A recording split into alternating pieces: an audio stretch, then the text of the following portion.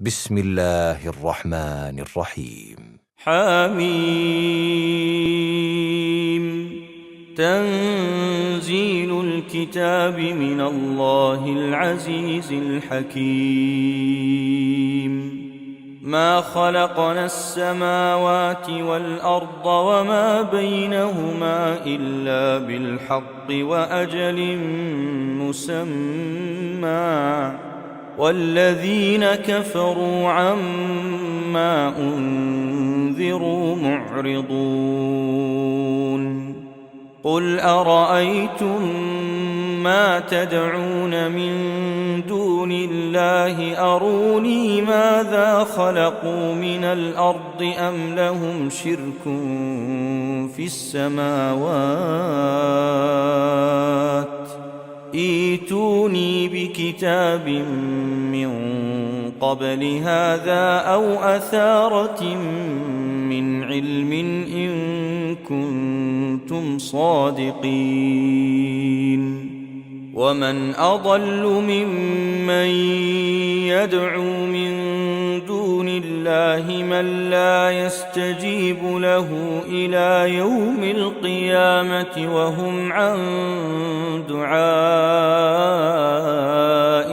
غافلون. وإذا حشر الناس كانوا لهم أعداء وكانوا بعبادتهم كافرين. وإذا تتلى عليهم آياتنا بينات قال الذين كفروا للحق لما جاءهم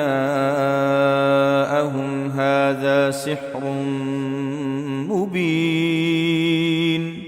أم يقولون افتراه؟ قل إن افتريته فلا تملكون لي من الله شيئا، هو أعلم بما تفيضون فيه، كفى به شهيدا بيني وبينكم وهو الغفور الرحيم. قل ما كنت بدعا من الرسل وما أدري ما يفعل بي ولا بكم، إن أتبع إلا ما يوحى إلي وما أنا إلا نذير مبين. قل أرأيتم إن كان من عند الله وكفرتم به وشهد شاهد من بني إسرائيل على مثله فآمن واستكبرتم إن الله لا يهدي القوم الظالمين. وقال الذين كفروا للذين آمنوا لو كان خيرا ما سبقونا إليه، وإذ لم يهتدوا به فسيقولون هذا إفك قديم. ومن قبله كتاب موسى إماما ورحمة، وهذا كتاب مصدق لسانا عربيا لينذر الذين ظلموا وبشرى للمحسنين. إن الذين قالوا ربنا الله ثم استقاموا فلا خوف عليهم ولا هم يحزنون، أولئك أصحاب الجنة خالدين فيها جزاء بما كانوا يعملون. ووصينا الإنسان بوالديه إحسانا، حملته أمه كرها ووضعته كرها، وحمله وفصاله 30 شهرا، حتى إذا بلغ أشده وبلغ 40 سنة قال رب أوزعني أن أشكر نعمتك التي أنعمت علي وعلى والدي وأن أعمل صالحا ترضاه وأصلح لي في ذريتي إني تبت إليك وإني من المسلمين. أولئك الذين نتقبل عنهم أحسن ما عملوا ونتجاوز عن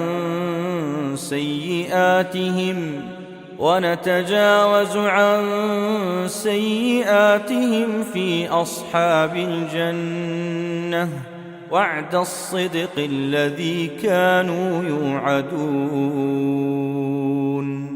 والذي قال لوالديه أف لكما أتعدانني أن أخرج وقد خلت القرون من قبلي وهما يستغيثان الله ويلك آمن إن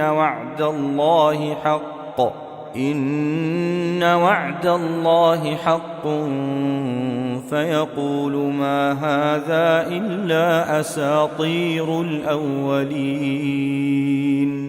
أولئك الذين حق عليهم القول في قد خلت من قبلهم من الجن والإنس إنهم كانوا خاسرين. ولكل درجات مما عملوا وليوفيهم أعمالهم وهم لا يظلمون. ويوم يعرض الذين كفروا على النار أذهبتم طيباتكم في حياتكم الدنيا واستمتعتم بها فاليوم تجزون عذاب الهون بما كنتم تستكبرون في الأرض بغير الحق وبما كنتم تفسقون. واذكر أخا عاد إذ أنذر قومه بالأحقاف وقد خلت النذر من بين يديه ومن خلفه ألا تعبدوا إلا الله إني أخاف عليكم عذاب يوم عظيم. قالوا أجئتنا لتأفكنا عن آلهتنا فأتنا بما تعدنا إن كنت من الصادقين. قال إنما العلم عند الله وأبلغكم ما أرسلت به ولكني أراكم قوما تجهلون. فلما رأوه عارضا مستقبل أوديتهم قالوا هذا عارض ممطرنا بل هو ما استعجلتم به ريح فيها عذاب أليم تدمر كل شيء بأمر ربها فأصبحوا لا يرى إلا مساكنهم كذلك نجزي القوم المجرمين. ولقد مكناهم في ماء مكناكم فيه وجعلنا لهم سمعا وأبصارا وأفئدة فما أغنى عنهم سمعهم ولا أبصارهم ولا أفئدتهم من شيء إذ كانوا يجحدون بآيات الله وحاق بهم ما كانوا به يستهزئون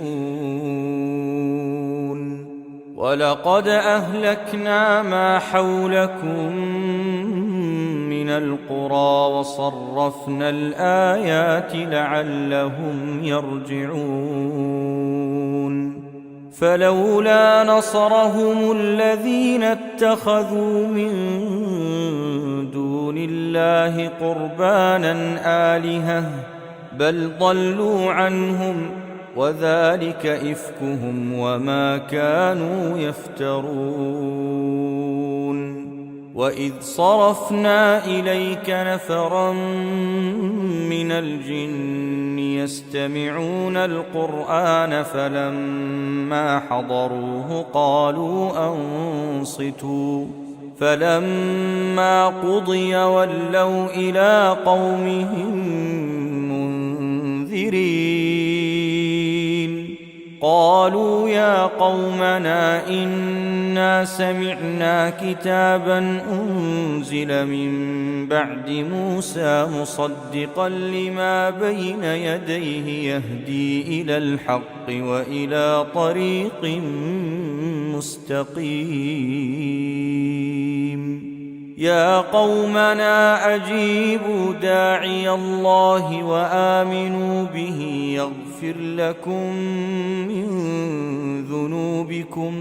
يغفر لكم من ذنوبكم ويجركم من عذاب أليم ومن لا يجب داعي الله فليس بمعجز في الأرض وليس له من دونه أولياء